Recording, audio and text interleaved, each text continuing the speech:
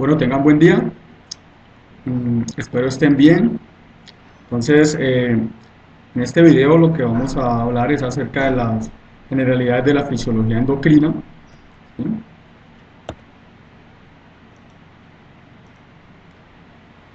Entonces, antes de iniciar, pues quiero que se hagan las siguientes preguntas. ¿Cuál es la función del sistema endocrino? ¿Sí? ¿Cuál es la función general de todo este sistema? ¿Cuál es la diferencia entre la glándula endocrina y una exocrina? Pensemos cuáles son los mediadores de ese sistema endocrino. Obviamente está dada por la siguiente pregunta, que qué es una hormona, cuáles son los tipos de hormona que existen y cuáles son las glándulas reconocidas, digamos, como parte de ese sistema endocrino y cuáles son sus funciones asociadas. ¿Sí? Entonces, para dar inicio, tenemos que la función primordial de ese sistema endocrino es el mantenimiento de la homeostasis corporal, básicamente por una parte, y también regular la actividad y el crecimiento de esas células diana. Donde nosotros podemos observar esto, digamos, la función del sistema endocrino en plenitud, por ejemplo, en la pubertad en los niños, ¿sí? Sobre todo, pues, conllevando a que las mujeres desarrollen características sexuales, digamos, propias de las mujeres, como los senos, ¿cierto? El ensanchamiento de las caderas, y en los hombres, pues, el desarrollo de la masa muscular, ¿sí? Además está involucrado en la regulación del músculo liso, del músculo cardíaco, de otras glándulas para su secreción, y también está implicado como tal en la regulación del metabolismo en nuestro cuerpo, ¿sí? Obviamente, todo esto relacionado con los ritmos circadianos, de los cuales vamos a hablar brevemente. Entonces, para el mantenimiento de la homeostasis corporal, básicamente nuestro sistema tiene dos subsistemas, que vienen a ser el sistema nervioso por una parte y por otra parte el sistema endocrino. Entonces el sistema nervioso, digamos, su regulación se da principalmente a través de impulsos nerviosos, mientras que en el sistema endocrino hay un mediador químico, ¿listo? Que sería, pues en este caso, la hormona. Entonces, comparando estos dos sistemas, vamos a tener que, por una parte, el sistema nervioso, pues, digamos, funciona a base de neurotransmisores, ¿cierto? El sitio de acción es muy cercano, generalmente en esa sinapsis, una sinapsis de tipo química, entonces, básicamente una comunicación tipo paracrino allí. Vamos a tener que los principales células diana vienen a ser, por ejemplo, músculos, los tres tipos de músculos, algunas glándulas y otras neuronas, obviamente. El tiempo digamos, de respuesta, básicamente es en los milisegundos, hasta unos cuantos segundos, para el sistema nervioso, y digamos que la duración de esa acción es breve, mientras que en el sistema endocrino vamos a tener que el mediador viene a ser unas hormonas, que son básicamente, digamos, en este caso, liberado por unas celulitas en un punto dado, en una red capilar, liberan esos, o secretan esos mediadores químicos al torrente sanguíneo, ¿cierto? Y llegan hasta las células diana, un sitio que es bastante lejano del sitio de liberación. Vamos a tener que las células diana en el sistema endocrino son básicamente todas las células del cuerpo. Obviamente no es que una hormona funcione en todas las células, sino que todas las células del cuerpo están sujetas a regulación por medio de una comunicación endocrina, y vamos a tener que esas respuestas generalmente sean entre horas y segundos, y la duración de la acción de esa respuesta puede ser bastante larga, puede ser desde segundos hasta días, por ejemplo en el caso de la pubertad. Para hablar entonces del sistema endocrino, nosotros debemos tener claro la diferencia entre una glándula exocrina y una glándula endocrina, ¿sí? Entonces la glándula exocrina básicamente secreta los productos en conductos corporales, por ejemplo el tracto gastrointestinal, o hacia la parte externa del cuerpo, ¿sí? Digamos, sus secreciones se realizan hacia el epitelio básicamente, y aquí vamos a tener la glándula sudorípara, la glándula sebácea y glándulas digestivas. Vamos a tener entonces, por otra parte, que las glándulas endocrinas secretan esos productos hacia el intersticio de nuestro cuerpo, y en este caso esas secreciones van a pasar a torrente sanguíneo, en este caso, ¿sí? Y posteriormente va hasta la celulita diana, a través de otra red capilar. Pues aquí vamos a encontrar entonces la médula adrenal, por ejemplo, o la corteza adrenal, la glándula pituitaria, la misma pineal, los islotes pancreáticos y la tiroides. Entonces el sistema endocrino puede ser clasificado, digamos, por su función, primeramente, ya que es un sistema que está relacionado con control y regulación de todas las actividades de nuestro cuerpo, y ese control y regulación se da de forma lenta y es duradera en el tiempo, como lo mencionamos ahora comparando con el sistema nervioso. También puede ser definido por, digamos, los órganos de los cuales está compuesto, ¿sí?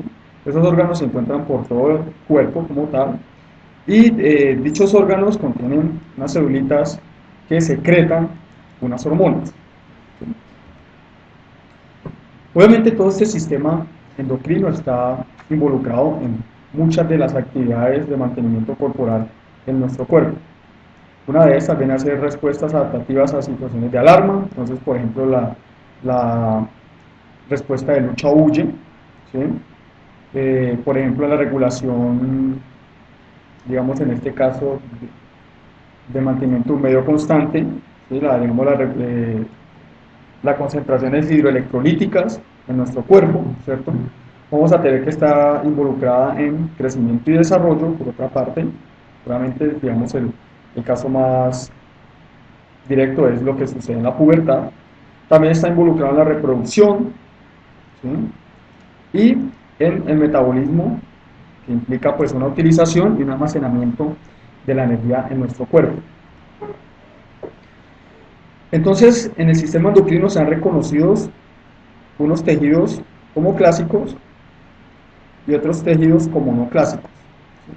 Dentro de los clásicos, entonces nosotros vamos a tener, por una parte, la glándula pineal, que secreta la melatonina, vamos a tener la glándula pituitaria, que secreta, por ejemplo, la hormona de crecimiento, la oxitocina, la glándula paratiroides, que secreta la hormona paratiroidea, la glándula tiroides, que secreta las hormonas tiroideas, vamos a tener la glándula adrenal, con la secreción de glucocorticoides, mineralocorticoides, y por otra parte el ovario con estrógeno y progesterona y los testículos con testosterona. Dentro de los tejidos no clásicos, ¿sí? Entonces vamos a tener por ejemplo el hipotálamo, ¿sí? Que él viene por ejemplo, a secretar las hormonas liberadoras de otras hormonas, como veremos próximamente. También vamos a tener la piel, que digamos, está involucrada en la formación de vitamina D, el hígado también. Vamos a tener el páncreas por otra parte, la insulina, el glucagón, el intestino delgado, como vimos con todas esas células enteroendocrinas, por una parte. También tenemos el timo, ¿cierto? Nuevamente asociado a respuesta inmune, el corazón, el estómago y vamos a tener los riñones. Estas hormonas entonces sobre la célula diana va a tener, digamos, diferentes efectos, ¿sí?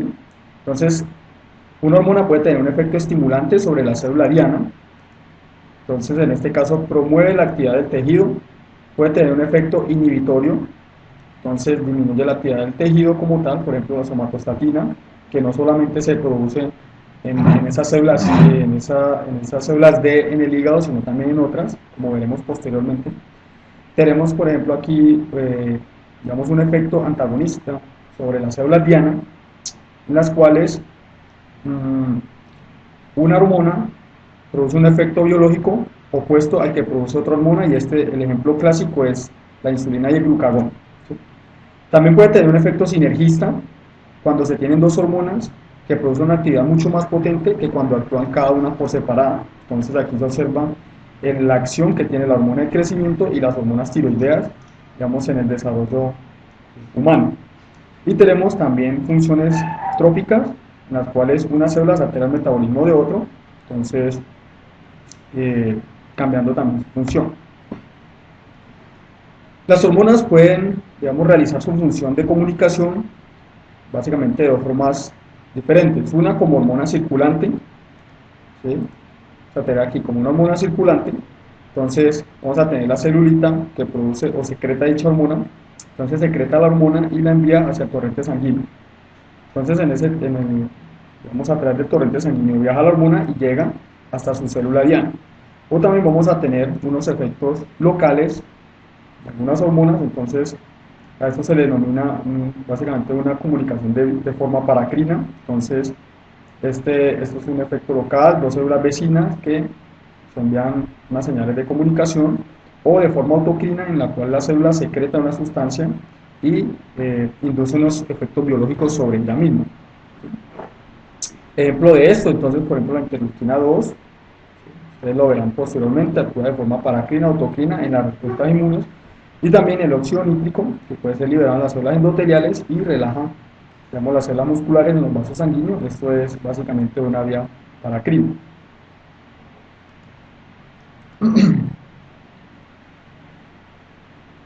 Debemos tener en cuenta de que las hormonas se han clasificado de diferentes formas. Una es, digamos, por digamos, su origen como tal. Hay unas que son peptídicas, vamos a tener unas hormonas derivadas de aminoácidos, y hay unas hormonas esteroideas, y vamos a tener por allí gases, ¿sí? Pero vamos a tener en cuenta aquí que todas estas hormonas caen en dos categorías principales, que deben a ser hormonas liposolubles y hormonas hidrosolubles. Dentro de las hormonas liposolubles, entonces nosotros vamos a tener las hormonas esteroideas por una parte, también las hormonas tiroideas y el óxido nítrico. Por otra parte, entonces nosotros vamos a tener las hormonas aminoácidicas, las hormonas peptídicas y los eicosanoides, ¿sí? Entonces, bueno, aquí tenemos de nuevo la tablita de forma gráfica: hormonas esteroideas, hormonas tiroideas, vamos a tener el gas, vamos a tener algunos de origen aminoácido, algunas péptidos y proteínas, y también los eicosanoides, con algunos ejemplos, ¿sí? Como observamos acá, los ejemplos de cada una de ellas, que también pues están recogidos en la tabla anterior. ¿Qué sucede? ¿Por qué se clasificó, digamos, de esa forma? Entonces hay una diferenciación aquí entre la producción de hormonas esteroideas y las hormonas, eh, digamos, liposolubles. Entonces las hormonas esteroideas básicamente no se almacenan, entonces ellas básicamente eh, se van produciendo y se van liberando, esas células van saliendo por difusión. ¿Qué es lo que sucede aquí? Cuando la célula es estimulada, entonces lo que sucede es que, eh, digamos, esta vía enzimática, ¿sí? Digamos, se producen enzimas que aumentan la producción digamos, de la hormona como tal en esta vía, ¿sí? Aumentan la producción de hormonas en esta vía, y de esa forma se aumenta o no dicha producción. Generalmente las hormonas esteroideas tienen como precursor, entonces tienen como precursor, en este caso, al colesterol. Observamos acá, el colesterol es precursor de muchas hormonas, como iremos viendo a medida que avancemos en toda esta sección de fisiología endocrina.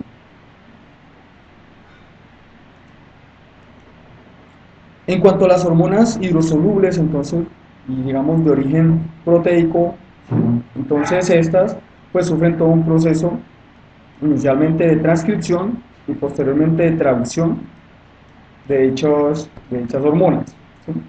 Entonces, en la traducción, que obviamente se da en el retículo endoplasmático, entonces vamos a tener un intermediario inicial, que va a ser la preprohormona, el cual posteriormente se va a activar principalmente el péptido señal, y vamos a tener una prohormona, el aparato de Golgi, el cual es modificado, puede ser clivado o no, conllevando a la formación de la hormona activa y unos fragmentos inactivos. Obviamente en su secreción va a estar implicado un estímulo.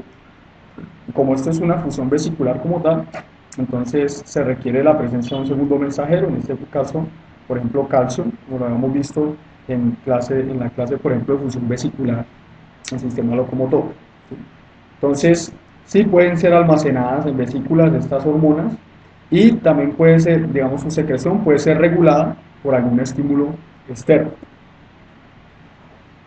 Estas hormonas, entonces, dependiendo de su naturaleza, ya sea lipofílica o hidrofílica, se transportan de forma diferente. Entonces, las hormonas liposolubles, básicamente, debido a esa característica en que no es soluble en agua o en un medio acuoso, entonces requieren de proteínas transportadoras para ser transportadas en sangre. ¿Listo? ¿Esto qué producen dichas hormonas? Aumentar solubilidad y aumentar la vida media de esas hormonas.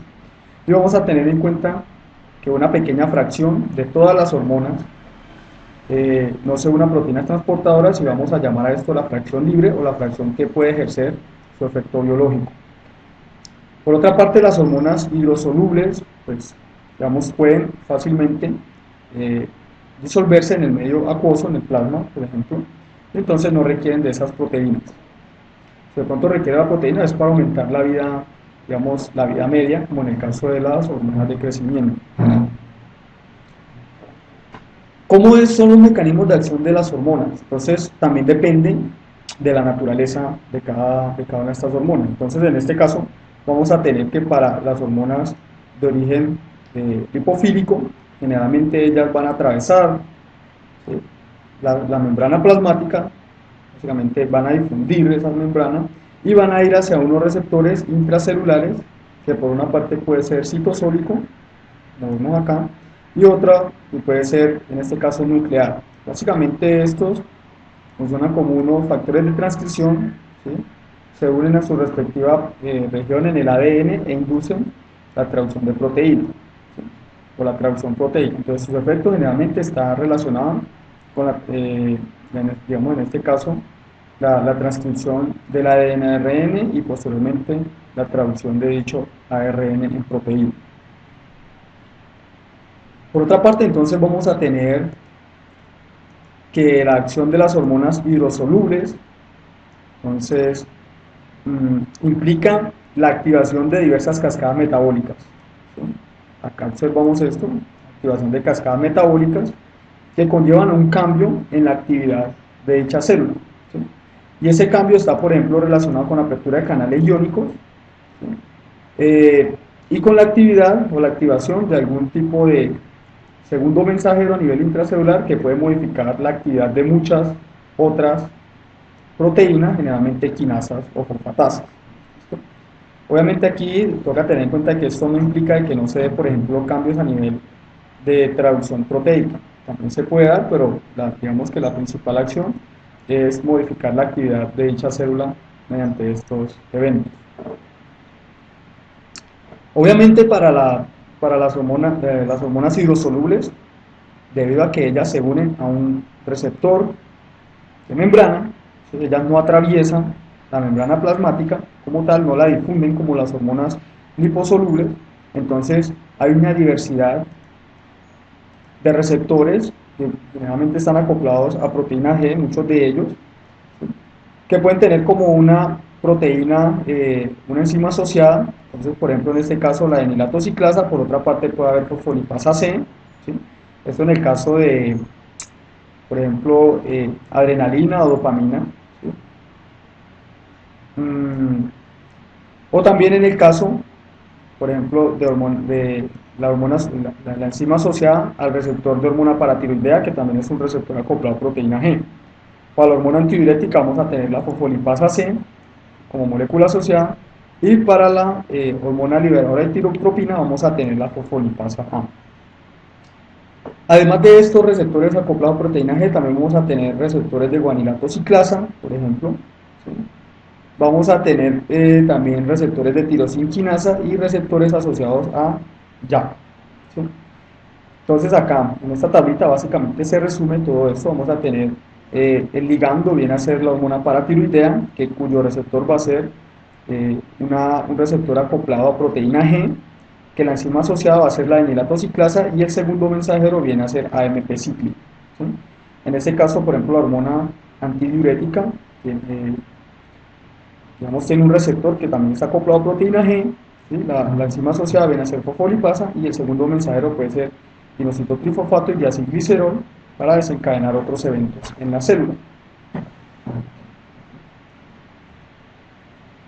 Dependiendo de la naturaleza de las hormonas, esto se debe tener en cuenta para, digamos, la medicación como tal, ¿sí? O la forma de administración de algún tipo de fármaco. Entonces, en este caso vamos a tener para las hormonas que son, digamos, en este caso, liposolubles, ¿sí? Entonces ellas se pueden dar por vía oral, ¿listo? En este caso la tiroxina da por vía oral, entonces, digamos, no hay tanta... como son moléculas pequeñas, no, digamos, la probabilidad de ser degradada es muy baja.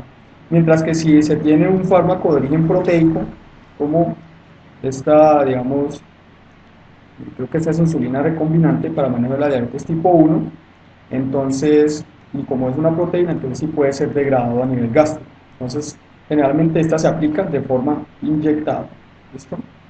Se aplica inyectada. Dentro de todo este, digamos, sistema endocrino se debe tener en cuenta que la hormona en un momento dado pues va a ser aclarada del cuerpo. ¿Cómo puede ser aclarada del cuerpo? Inicialmente pues por destrucción en el mismo tejido, digamos llega a su célula diana y allí es destruido, induce la respuesta pero es destruido. En la misma unión al tejido comienza a disminuir esa concentración de dicha hormona en el plasma sanguíneo. Si la hormona no es de una otra forma usada, entonces pasa a la bilis, en la bilis puede sufrir un proceso de conjugación y ser excretada en dicha bilis, o se puede aparecer en las heces fecales o posteriormente puede ser también excretado por vía urinaria. Entonces acá tenemos un cuadrito comparativo entre las hormonas digamos, de origen esteroideo, son lipofílicas, y las hormonas de origen peptídico.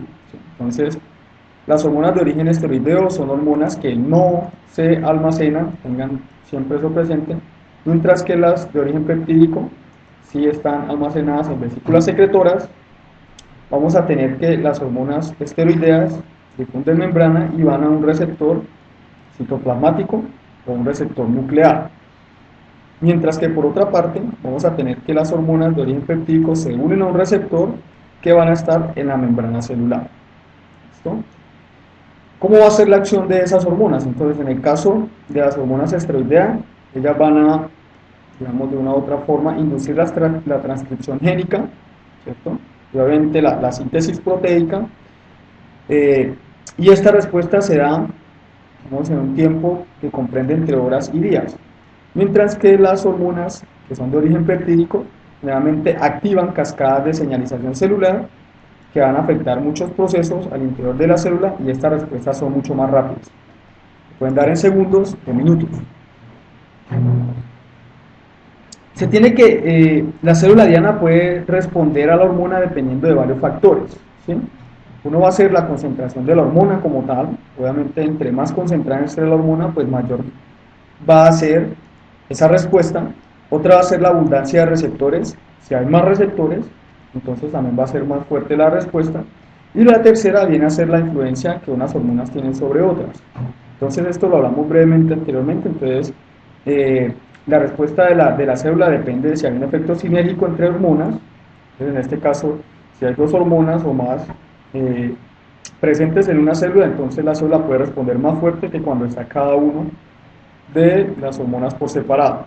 Otro puede ser el efecto permisivo, en el cual una célula, para responder al efecto biológico que induce una hormona, previamente debe ser expuesta a otra hormona o la otra hormona estar en simultáneo, ¿sí? Y el efecto antagonista, entonces cuando dos hormonas causan el efecto contrario, en este caso como lo hemos mencionado, la insulina y el glucagón. Con respecto a los receptores, entonces se tiene que, estos receptores básicamente tienen un proceso continuo de recambio en las células diana, ¿sí? Y obviamente se debe tener en cuenta de que si la hormona no se une al receptor, entonces pues obviamente no se va a inducir ningún efecto biológico.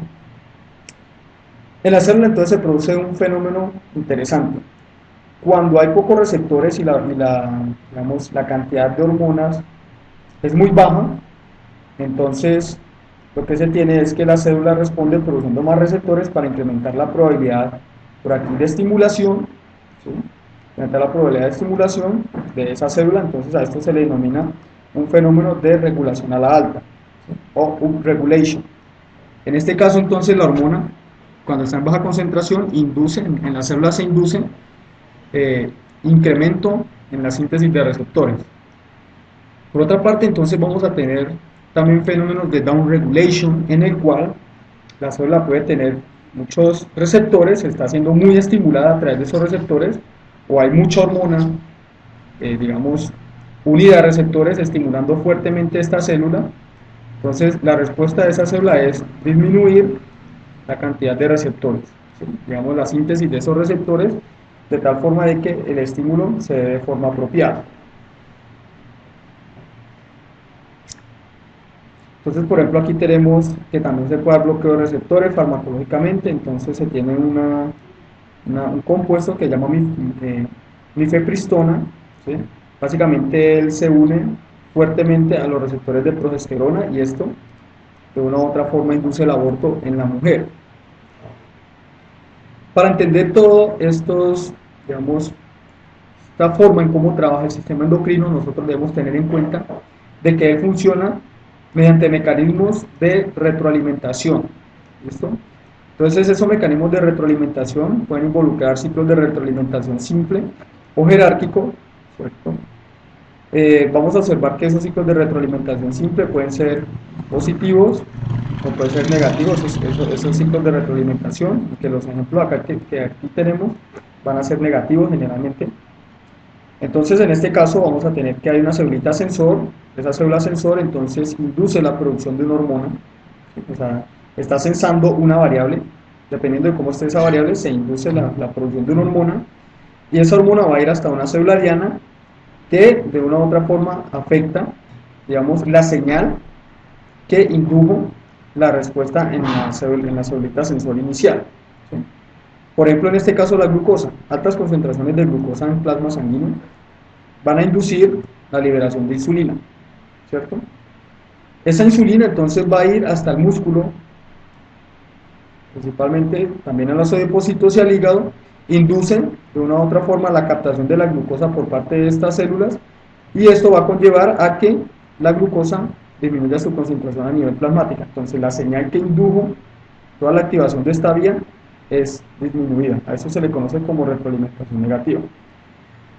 Hay un control jerárquico, entonces en el cual algunas hormonas van a depender de la liberación o secreción de otras hormonas corriente arriba. Entonces, por ejemplo, en este caso del cortisol.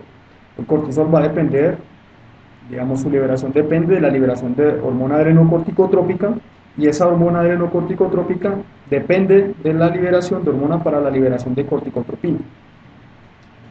Entonces, ¿qué se tiene acá? El hipotálamo libera hormona para la liberación de corticotropina que va a la hipófisis anterior, ¿cierto? Desde esa hipófisis anterior entonces induce la liberación de hormona adrenocorticotrópica que va a estimular la corteza suprarrenal y finalmente induce la liberación de cortisol. Este cortisol entonces va a funcionar digamos, como un regulador de esa misma secreción en él, ¿sí? De una u otra forma inhibiendo dicha secreción pues para que no vaya, digamos, a producirse de forma exagerada y tener unos efectos adversos en el cuerpo. Resulta que la secreción hormonal pues no es que se dé de forma aleatoria, eso está regulado, ¿sí? Y lo que se ha podido observar es que esa secreción generalmente se da en lo que se conocen como unos estallidos de liberación, o sea, hay un aumento en la liberación de dicha hormona y generalmente se da por aumento en la frecuencia de liberación. Entonces, por ejemplo, esto que tenemos acá es para digamos, la insulina, cómo varía, pero cuando se da su liberación vamos a tener algo como esto, ¿sí? Como si fuese una sierra creciente. Esos serían los estallidos que aumentan en frecuencia para, de forma macroscópica, aumentar la concentración plasmática de esa hormona en la sangre, ¿sí? Y pues esto obviamente induce las respuestas que es la liberación, pues en este caso la captación de la glucosa por parte de las células como músculo.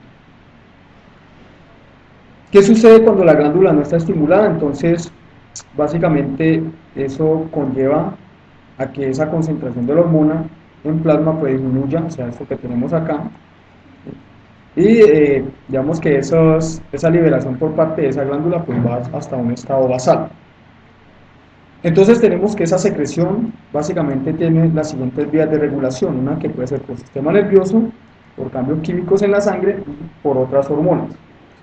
Entonces desde el sistema nervioso, entonces por ejemplo podemos tener la glándula suprarrenal que está controlada desde un sistema más alto, el cambio químico en la sangre, el ejemplo típico va a ser la glucosa, la concentración de glucosa en plasma, y para otras hormonas entonces como las hormonas tiroideas dependen de la hormona para la hormona estimuladora de la tiroides.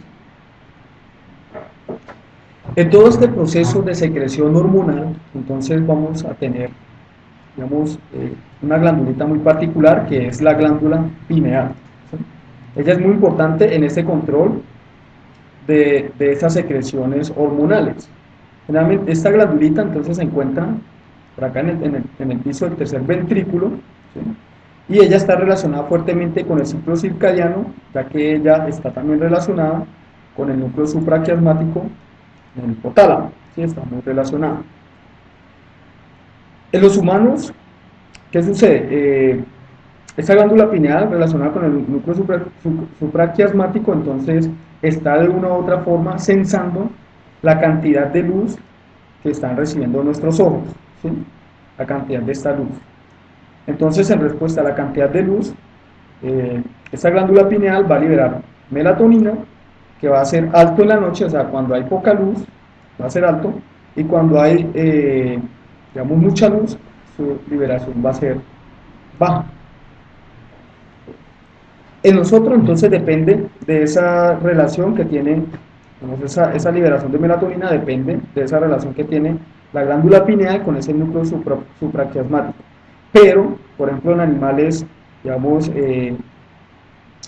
como reptiles o algunos anfibios, ellos tienen esa glándula pineal, ¿sí? Está comunicada directamente hacia el exterior, lo que se conoce como un ojo parietal.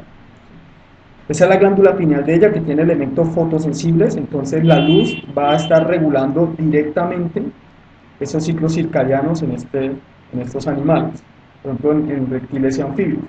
En los mamíferos esto ya no sucede de esta manera, sino que a través de núcleos supraópticos. Entonces, ¿qué sucede en ese control de la secreción hormonal? Nuestra secreción hormonal. Entonces nuestros ojos reciben una cantidad de luz dada, ¿sí? Va hasta los ojos, y obviamente a través de este núcleo supraquiasmático va a haber una relación, una comunicación con la glándula pineal, ¿sí? Esa glándula pineal entonces va a estar controlando un ciclo circadiano, ¿listo? Ese ciclo circadiano está relacionado con los ciclos de sueño y vigilia. Obviamente aquí también hay otros ciclos, otros núcleos involucrados. ¿Qué sucede con la glándula pineal? Entonces la glándula pineal libera melatonina dependiendo si es noche o día. De noche es cuando se libera mayor cantidad y esto coordina esos ritmos circadianos que de una u otra forma regulan toda esta función endocrina, también metabólica y de comportamiento. ¿Listo? ¿Cómo se puede observar esto? Entonces, por ejemplo, aquí vamos a observar cómo la temperatura corporal, dependiendo de la hora del día, aquí estaríamos a medianoche, entonces cuando vamos a dormir, la temperatura corporal baja, la presión sanguínea también baja un poco. Vamos a observar que justo cuando iniciamos el sueño o estamos iniciando la fase de sueño, entonces se libera fuertemente hormona de crecimiento y esto, digamos, relacionado con el mantenimiento corporal. Una vez, digamos, sucede esto, entonces se comienza a liberar fuertemente, en este caso, hormona adrenocorticotrópica. Bueno, eso lo veremos también en la glándula suprarrenal. Realmente cuando nos vamos a despertar tenemos un pico de cortisol, que es lo que nos permite despertarnos. Y también está relacionado con esa concentración plasmática de melatonina. Entonces en la noche esas concentraciones son altas y cuando despertamos caen fuertemente. Entonces todo esto está regulado, digamos, por esos ciclos circadianos en los cuales está muy involucrado esa glándula pineal. ¿Qué sucede acá? Entonces, resulta que estos ciclos circadianos pueden ser de una u otra forma anulados o modificados fuertemente por diferentes factores estresantes, ¿sí? Entonces, por ejemplo, cuando uno está enfermo, usted se enferma o se accidenta, entonces se alteran estos ciclos circadianos. En un caso dado, por ejemplo, se libera mucho cortisol, ese cortisol va a alterar dichos ciclos y puede que, por ejemplo, los ciclos de sueño-vigilia se vean totalmente alterados, ¿sí? Entonces toca tener eso en cuenta, que esto no es que sea estático, sino que también puede ser modificado por otros factores. Bueno, entonces dentro de esta generalidad vamos a tener que digamos, es un sistema bastante sensible a cualquier tipo de alteración en alguna de las vías, en algunas digamos, de sus vías de transporte o de síntesis de dichas hormonas. Y estas son las principales causas de endocrinopatías, ¿sí? Entonces vamos a tener alteraciones desde, por ejemplo, en cuanto a la producción de la hormona como tal. Podemos tener alteraciones, por ejemplo, en el tránsito de esa hormona, ¿sí? Podemos tener mutaciones en la misma hormona como tal que no sea funcional. También podemos tener problemas autoinmunes cuando hay anticuerpos que van dirigidos contra esa hormona, o también cuando el aclaramiento de dichas hormonas, digamos, no es el adecuado. Digamos que no se elimine del cuerpo. Si queda la hormona mucho tiempo, pues induce unos efectos muy fuertes. Vamos a tener que también pueden haber problemas a nivel de receptor. Si el receptor está, digamos, hay una mutación en el receptor y no reconoce apropiadamente dicha hormona, pues no se va a inducir el efecto biológico pues, característico. Y también, por otra parte, por ejemplo, en la célula diana como tal, puede que no haya algunos tipos de enzimas efectoras que van a evitar pues que, a pesar de que se recibe la señal, se dé la respuesta pues normal de dicha célula. Entonces ahora entramos a ver todo lo que es el eje hipotálamo hipófisis. Deben tener en cuenta, se debe tener en cuenta acá de que a estos se le conocen como los maestros del control endocrino, ¿sí? El eje hipotálamo hipófisis son los que van a estar controlando básicamente otras glándulas en el cuerpo, digamos una gran cantidad, y también como lo mencionamos, allí está digamos, controlando metabolismo también hace parte del control de ciclo circadiano. ¿Sí? Entonces ustedes en su parte anatómica y histológica habrán visto que básicamente el hipotálamo y hipófisis se encuentran muy relacionados a través de lo que se conoce como el infundíbulo, ¿cierto? Esa estructura de acá. Vamos a tener que esto se encuentra ubicado en una, vamos en el hueso esfenoideo, en lo que se conoce como la silla turca. ¿Listo? Y tenemos, como lo mencionamos inicialmente, estas dos estructuras, hipotálamo y hipófisis, está regulando fuertemente todo lo que es crecimiento, desarrollo, metabolismo y homeostasis, por ejemplo, el balance hídrico. ¿Sí? Están regulando básicamente todos los procesos en el cuerpo humano. Entonces, el hipotálamo, nosotros podemos encontrar varios núcleos allí. ¿Sí? Vamos a estar hablando principalmente del núcleo paraventricular y del núcleo supraóptico. Vamos a estar hablando principalmente de estos dos, que obviamente están implicados en unas actividades muy específicas del hipotálamo. Entonces, como le mencioné, en el hipotálamo nosotros encontramos el núcleo, en este caso paraventricular, ¿sí? El núcleo supraóptico. Las células que nosotros tenemos allí se han caracterizado como unas células magnocelulares, son células bastante grandes, con unos somas bastante grandes, y estas están relacionadas con la secreción de hormona antidiurética o arginina vasopresina y oxitocina. También vamos a encontrar en ese hipotálamo unas células más pequeñas, de cuerpos pequeños, que son denominadas neuronas parvocelulares.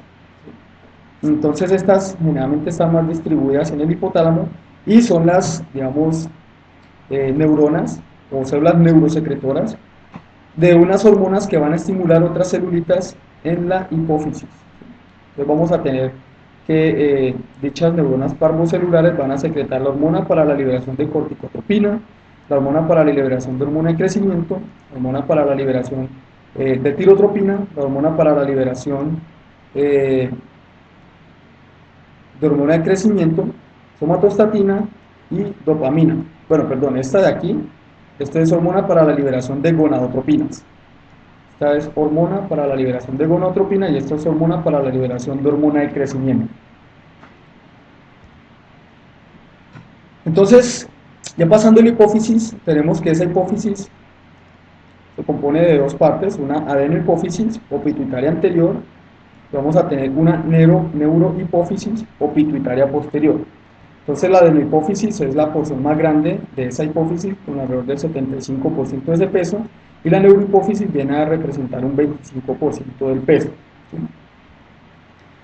Entonces en la hipófisis vamos a encontrar digamos en este caso en la adenohipófisis, acá,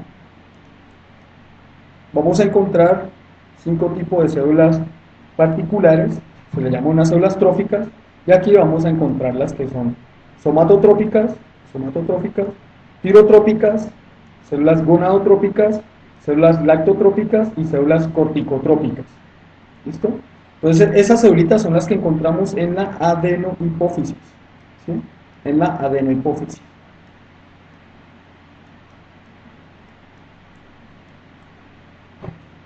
En la pituitaria, entonces, posterior o neurohipófisis, que es esta, nosotros no vamos a encontrar celulitas que secreten como tal, digamos, hormonas, sino que allí vamos a encontrar principalmente unas células que llaman pituicitos, que generalmente funcionan de sostén para estos procesos neuronales, ¿sí? Que provienen desde el núcleo paraventricular y supraóptico. Vamos a tener entonces en esta hipófisis posterior o neurohipófisis que esas células o esas neuronas magnocelulares, generalmente su secreción la realizan directamente a esa red capilar en la adenohipófisis.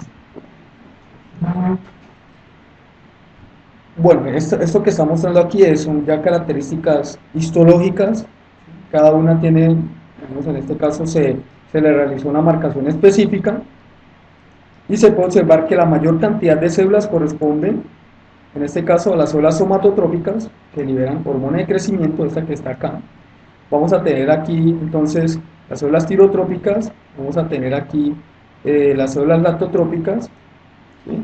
Las células gonadotrópicas, que son las de cuadro E, y las corticotrópicas, que vendrían a ser las I. En toda esta estructura o en toda esta relación entre el hipotálamo y la hipófisis se debe tener muy en cuenta y es muy importante todo lo que es la circulación porta-hipofisial, lo que tenemos acá, ¿sí? Ese sistema venoso portal entre un sistema o entre un plexo capilar primario, que es el que tenemos acá, y un plexo capilar secundario que solo se presenta en la adenohipófisis, ¿sí?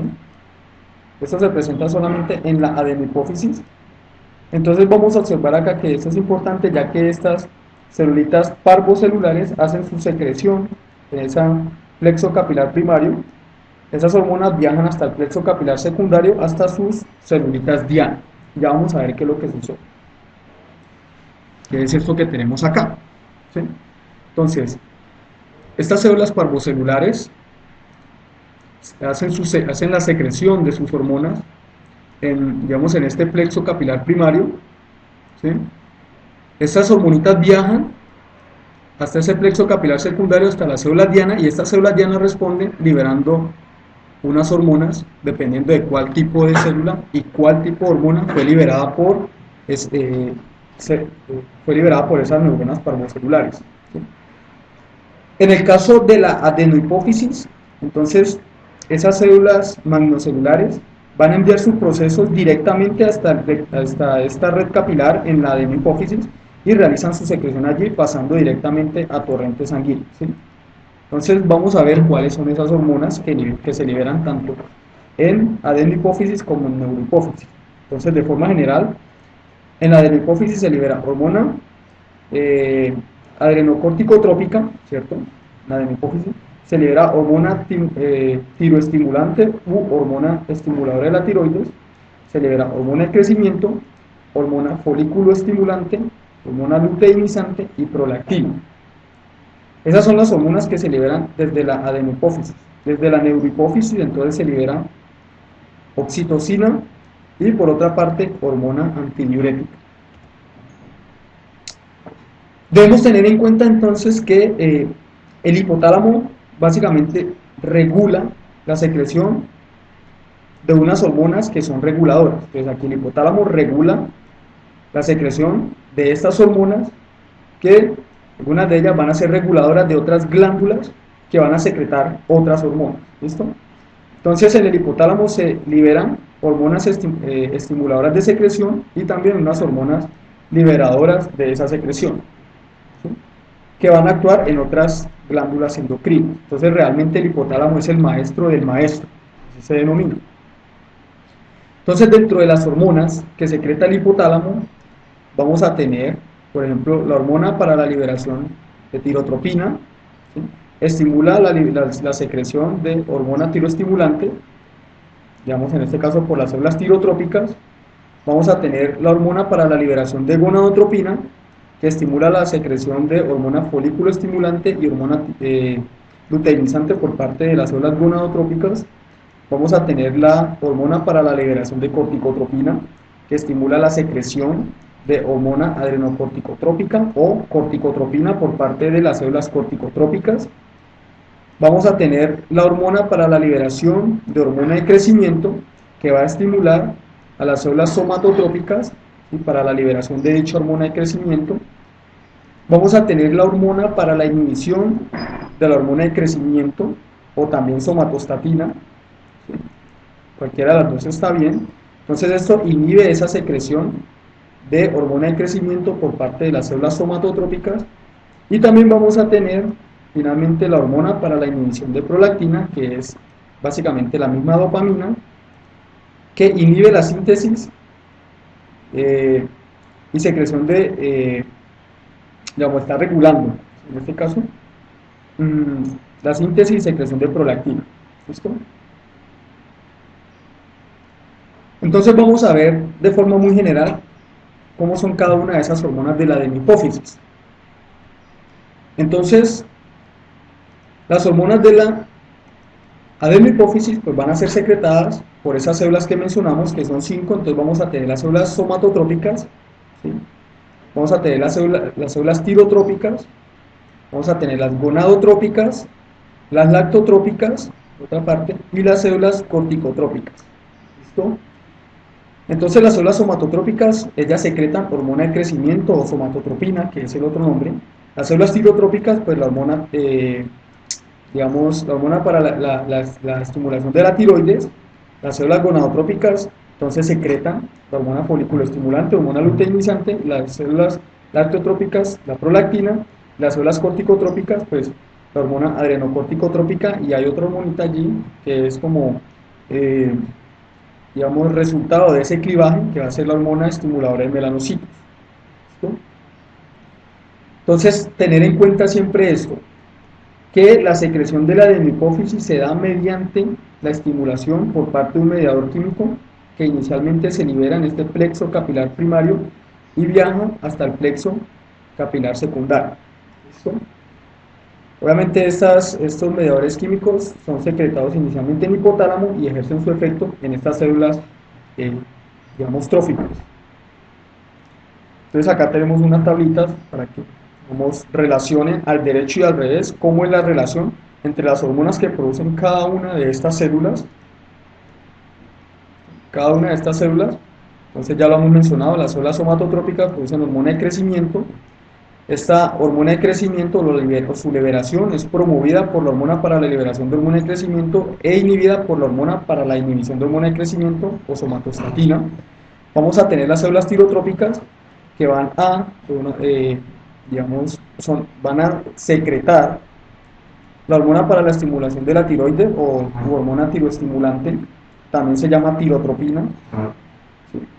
Que va a ser estimulada desde el hipotálamo por la hormona para la liberación de tirotropina y puede ser inhibida por la hormona para la inhibición de hormona de crecimiento o somatostatina en este caso.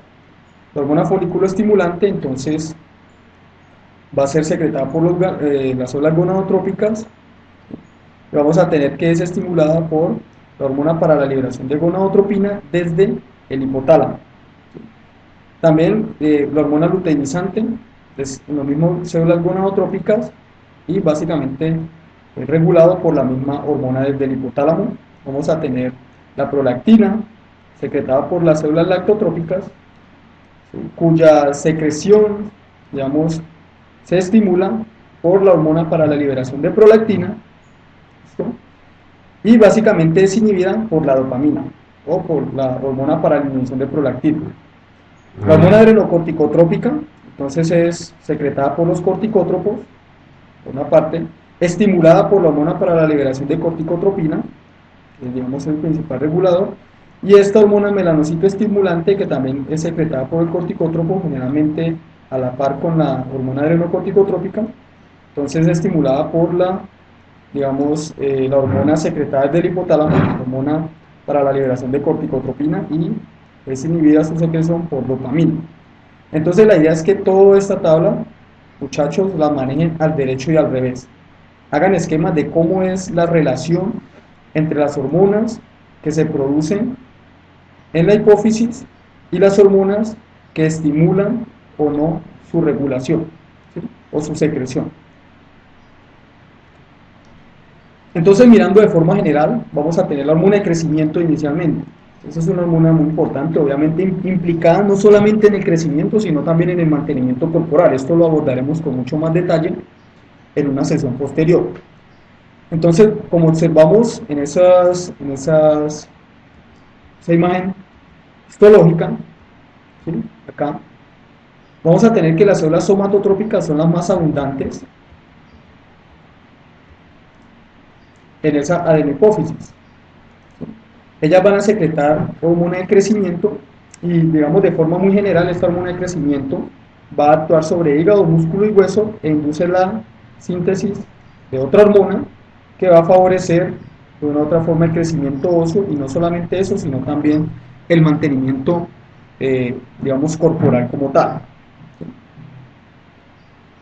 Este IGF entonces se conoce como factores de crecimiento similar a la insulina, y realmente son los que están ejerciendo el efecto final en toda esta cascada. ¿Listo?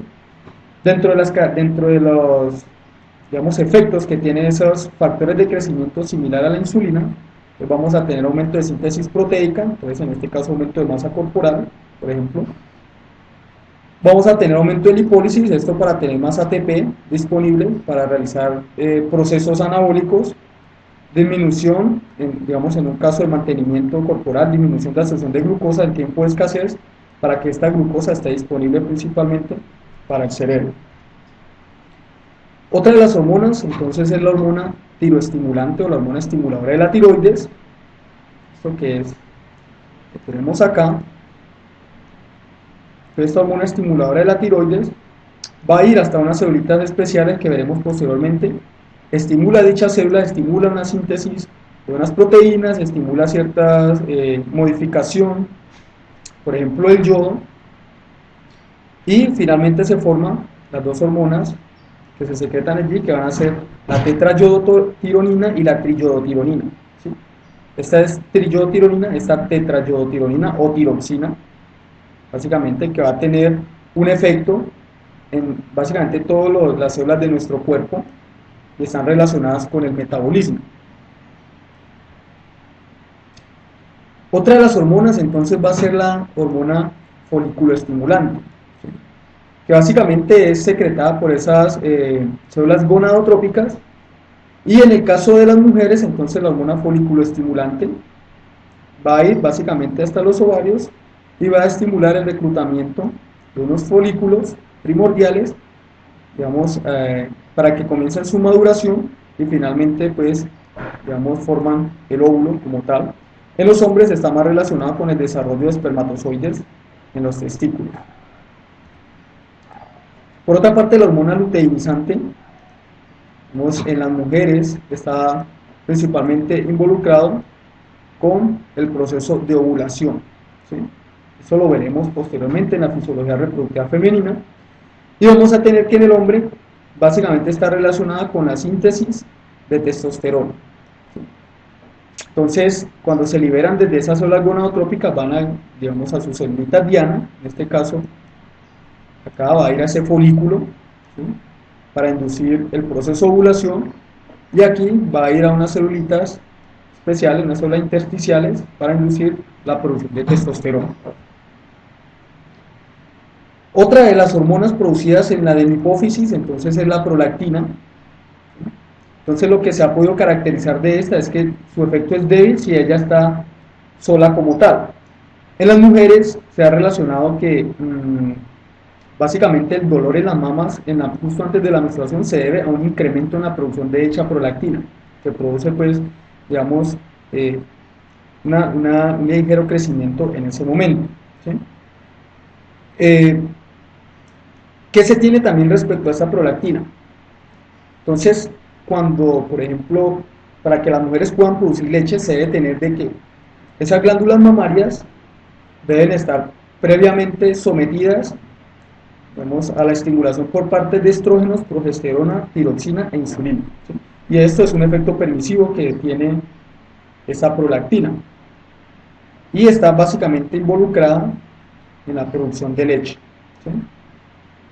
Digamos que la inyección de la leche depende de otra hormona, que ya la veremos más adelante, que va a ser la oxitocina, y una cuestión acá es que en los hombres no se conoce como tal efecto biológico, pero se ha observado de que cuando hay un exceso de esa prolactina, entonces se ha relacionado con una disfunción eréctil. Otra es la hormona adrenocorticotrópica, liberada por las células corticotrópicas, ¿sí? Básicamente esta es liberada por ejemplo, en situaciones de estrés, en este caso pérdida de sangre. Entonces aquí se libera por una parte cortisol, ¿sí?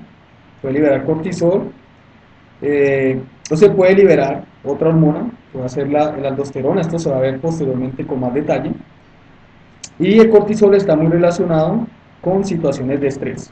Ustedes de pronto saben de forma general, o lo han escuchado algunas veces. Una de las hormonas que es liberada junto con esta hormona adrenocorticotrópica es esta hormona melanocitoestimulante, y pues aunque digamos no se conoce el papel en los humanos como tal, lo que se ha observado por ejemplo en algunos animales como anfibios o reptiles es que esta hormona está relacionada con cambios en la pigmentación de la piel. Cuando los animalitos cambian de color, parece que esta hormona es la que está allí involucrada. Por ejemplo, cuando se coloca una lagartija en un ambiente más oscuro, ella se pone oscura, o la pone en un ambiente claro, ella se pone un poco más clara, ¿sí? A pesar de esto, entonces lo que se ha observado es que cuando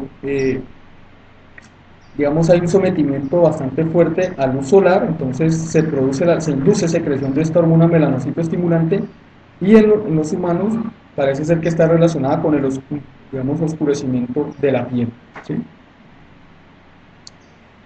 Bueno, entonces aquí esta tabla queda para ustedes, muchachos, para que, digamos, de forma general vean qué es lo que está pasando con cada una de estas hormonas, cuál es su órgano diana y qué es lo que hace cada una de estas hormonas.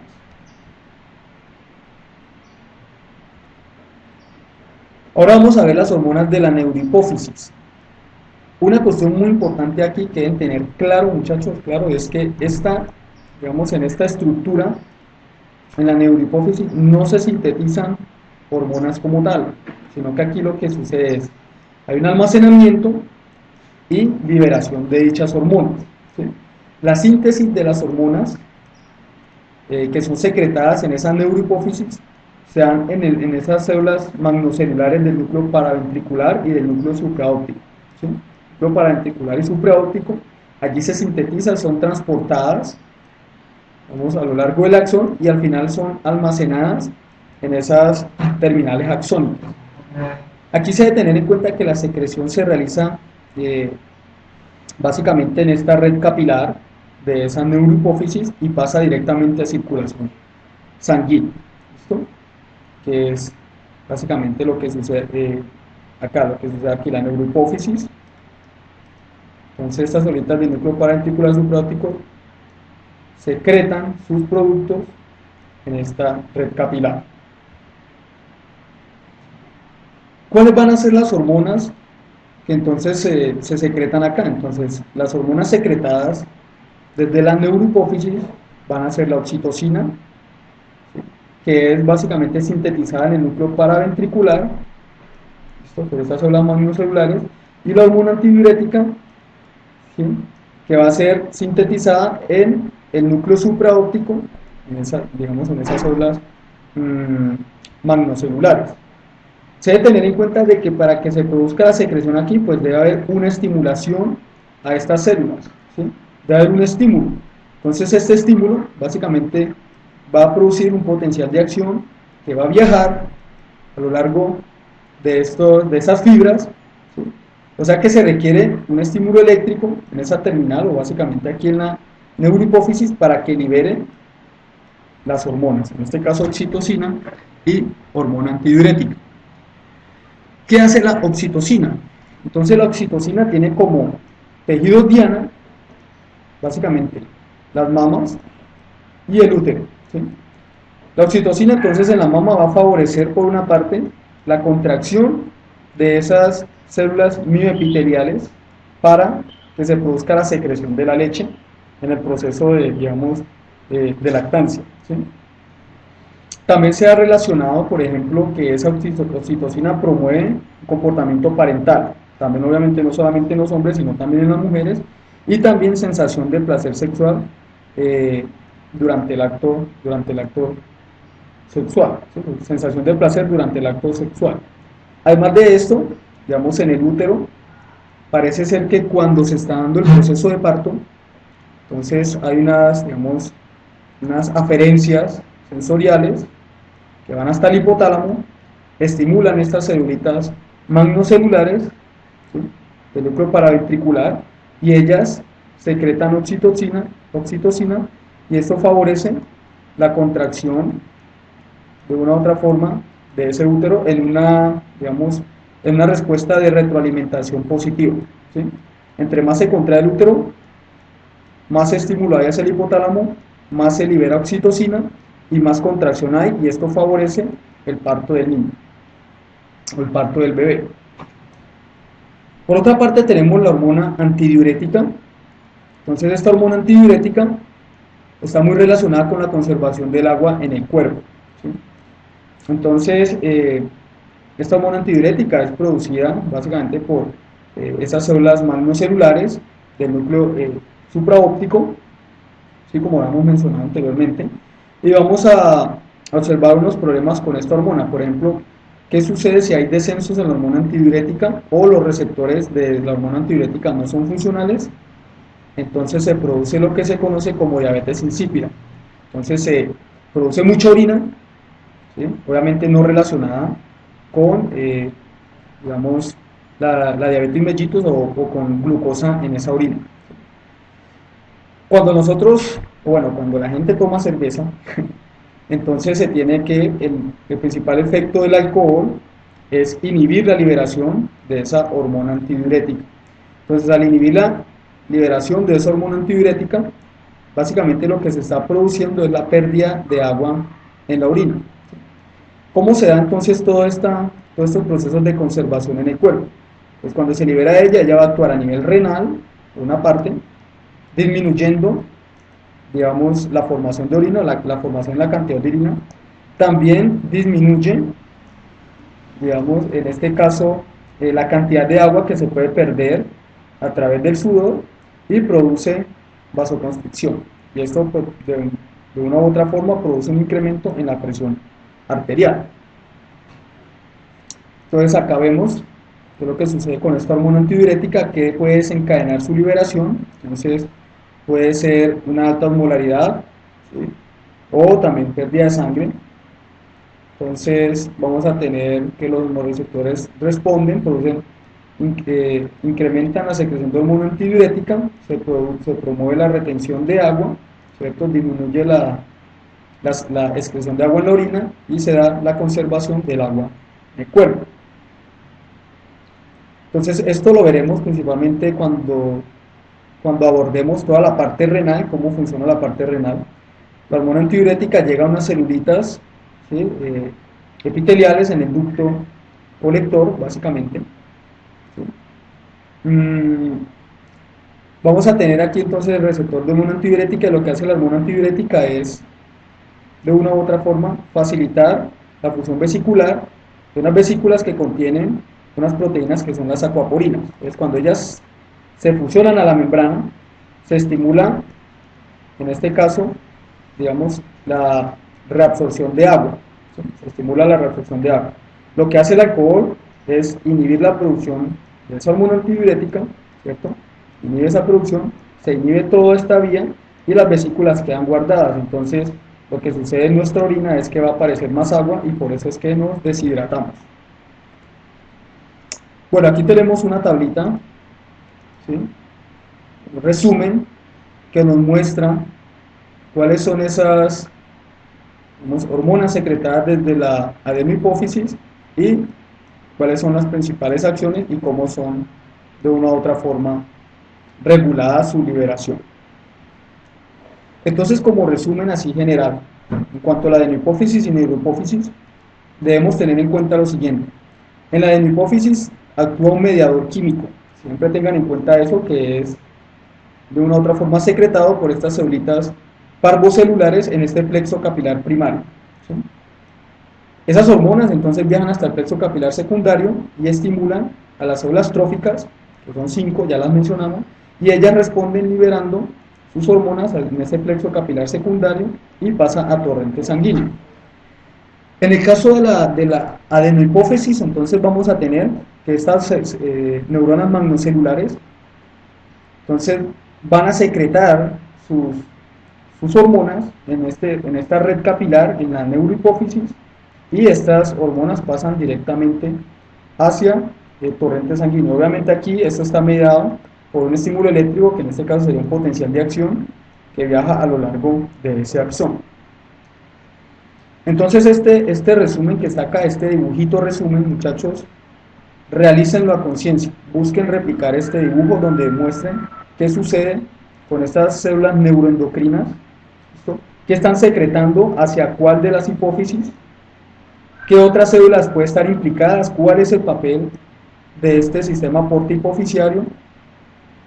¿Cuáles hormonas liberan cada una de las, digamos, de las partes de las hipófisis, de la hipófisis, ya sea la anterior o la posterior? ¿Y cuál es el efecto general? ¿Listo? ¿Cuál es el efecto general? En este caso, las células tróficas, ¿qué libera cada una? ¿Cuál es el efecto general? Y de esta forma estamos adelantando trabajo para las sesiones que siguen, donde vamos a ver cada una, por ejemplo, la acción de la hormona de crecimiento en forma muy detallada, qué está sucediendo ahí. Vamos a ver, por ejemplo, cuando vamos a fisiología reproductiva masculina y femenina, vamos a ver qué está sucediendo ahí en forma muy detallada, pero entonces ya va a tener de una u otra forma una idea de qué es lo que vamos a ver. Esa tablita que encuentran en su libro de texto, entonces también traten de hacerla al derecho y al revés, que básicamente recopila todo lo que hemos visto, ¿sí? Cuáles son las hormonas que se producen en el hipotálamo, cuál es la célula que estimula, esa célula responde liberando qué hormona y qué hace esa hormona en las células digamos, en esas células tróficas en cuanto a la hipófisis anterior, ¿sí?